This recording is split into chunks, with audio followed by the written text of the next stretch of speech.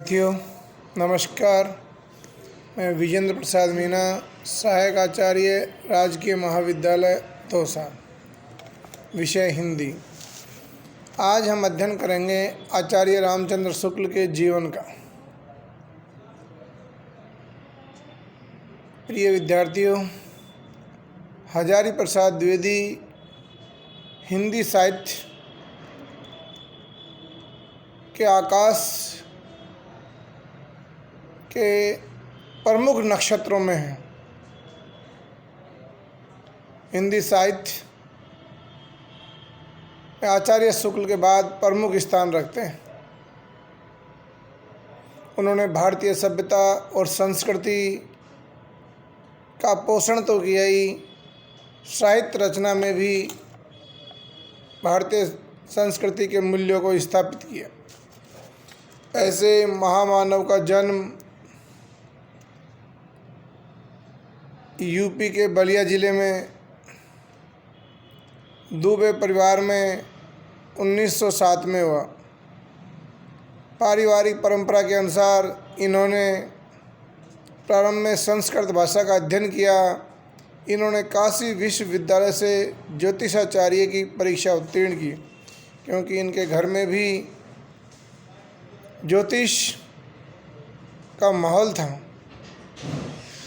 और उस विद्या को इन्होंने अपने जीवन में उतारा और भारतीय संस्कारों को भी अपने चरित्र में शामिल किया।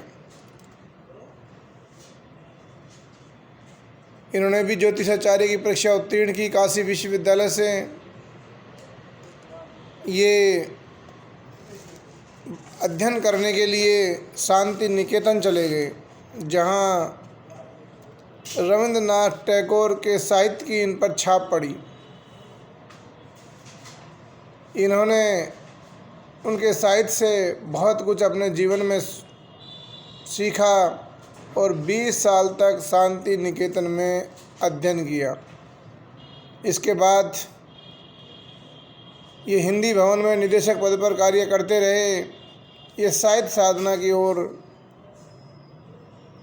इस तरह आकर्षित हुए कि अपनी कलम की पूजा ये करते रहे। इन्होंने काशी विश्वविद्यालय में हिंदी विभाग के अध्यक्ष पद पर भी कार्य किया। लखनऊ विश्वविद्यालय से इन्होंने डीलिट की उपाधि प्राप्त की। भारत सरकार ने इनके साहित्य सेवा पर इन्हें पद्म भूषण पुरस्कार से सम्मानित किया। ये चंडीगढ़ विश्वविद्यालय के हिंदी विभाग के अध्यक्ष पद पर भी इन्होंने कार्य किया। इन्होंने जो रचनाएं लिखी, उनसे भारतीय सभ्यता और संस्कृति का पोषण हुआ। इसीलिए इन्हें पद्म भूषण से भी सम्मानित किया गया। इन्होंने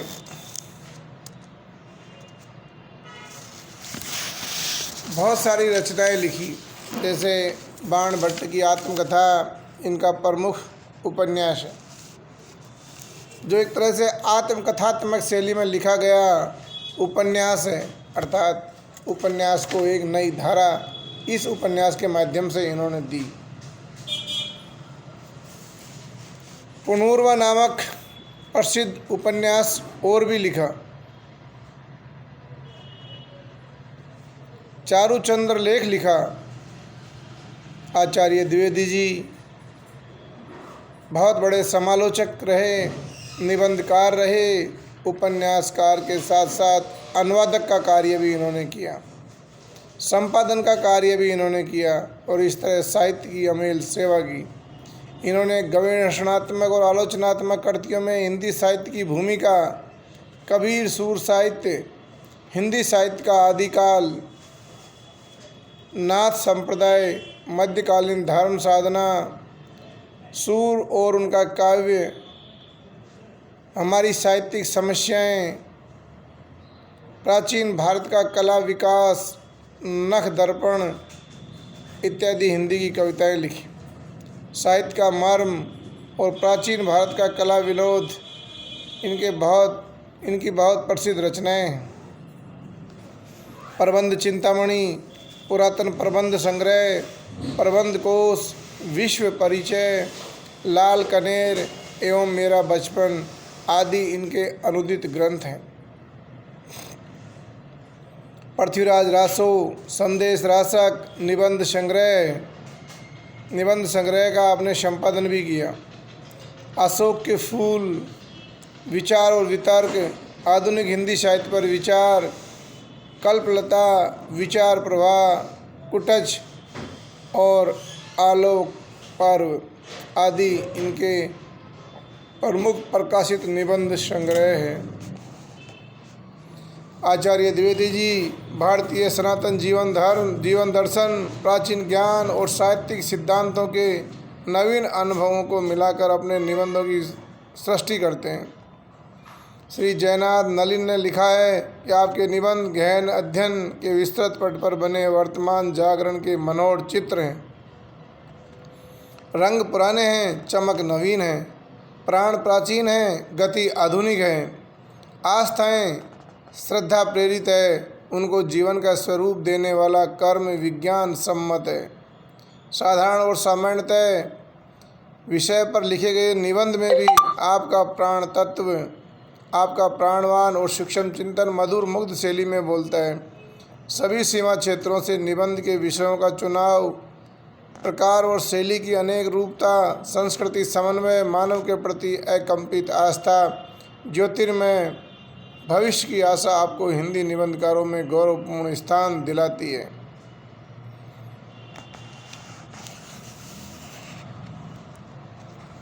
द्विवेदी जी ने प्राय व्यक्तित्व व्यंजक ललित निबंध और वस्तुनिष्ठ विचारात्मक निबंधों की सृष्टि की।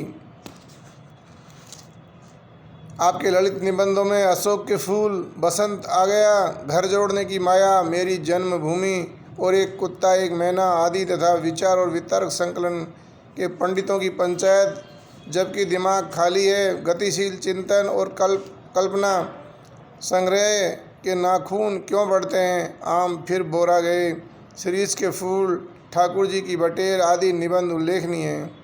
इन निबंधों में द्विवेदी जी के व्यक्तित्व के प्रतिबिंबित होने के साथ साथ अभिव्यंजना कौशल में उनके व्यापक अध्ययन, लोक मंगलकारी दृष्टि, हास्य विनोद प्रवृत्ति से समन्वित निबंध शैली के दर्शन होते हैं।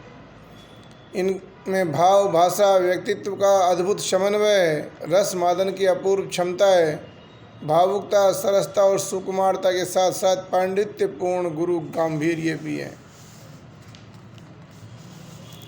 साहित्यिक एवं सांस्कृतिक विषयों पर लिखे गए द्विवेदी जी के गवेषणात्मक एवं समीक्षात्मक निबंध विचारात्मक निबंधों के अंतर्गत आते हैं।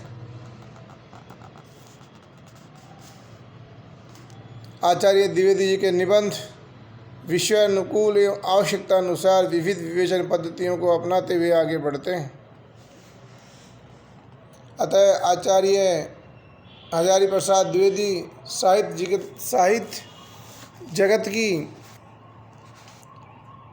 अनुपम प्रतिभा है। उनकी भाषा विषय अनुकूल होती है।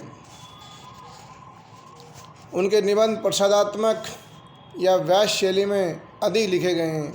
कहीं कहीं समीक्षात्मक और व्यंग्यात्मक शैली का भी उन्होंने उपयोग किया है। कहीं कहीं महावीर प्रसाद जी की सी परिचयात्मक शैली भी मिलती है। उनके ललित निबंध भावात्मक शैली में लिखे हुए हैं।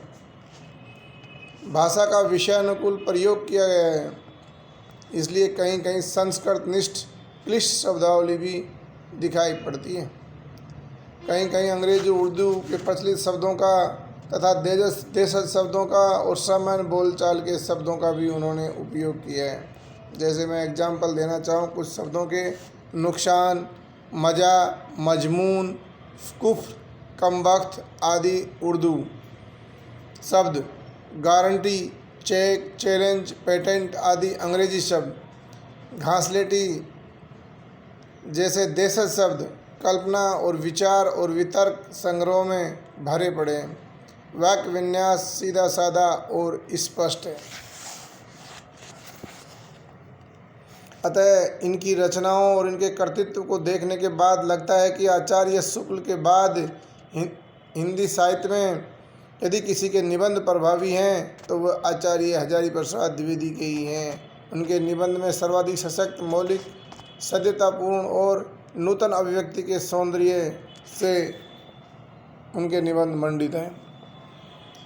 ललित निबंधों में सुघड़ता, स्वाभाविकता और तारल्य के दर्शन भी उनके निबंधों में सर्वाधिक मात्रा में होते हैं। हमारी धारणा है कि आचार्य द्विवेदी जी जैसा सशक्त, प्रतिभावान, मौलिक चिंतक, विचारक और निबंधकार आज हिंदी के पास दूसरा नहीं है। धन्यवाद।